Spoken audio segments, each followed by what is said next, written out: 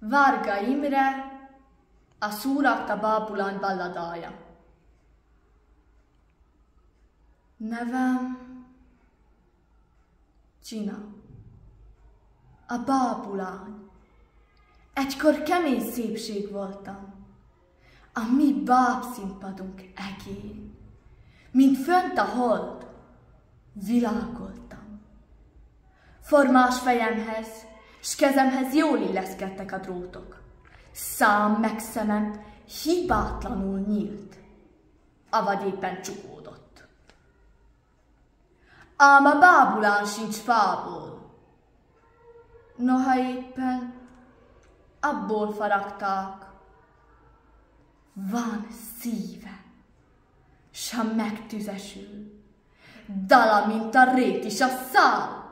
Sírnom kellett, dalba fogtam, búslakodnom, csak nevettem. Ette a frász a direktort, meg a szövegnyűvő mestert. Úgy éreztem, ideje von, független falánnyal válnom.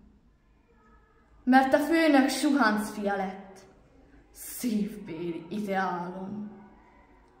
Oda, bárhogy epekedtem, Valentino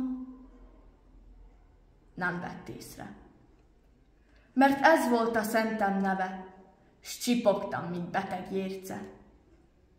S mivel, hogy sok szerepemet bűnös mód elhanyagoltam, mint elhasznált konyhaedény, szemétkupacra jutottam. Azóta szúrágja testem, csupa likmárfolmás vállam, limlomok s rozsdás vasak közt. Vacakfadarabbá váltam. Arcom mocskos, hajam kihult, arcomról eltűnt a festék, szemem készsége is kiúnt, szemétszagúak az esték.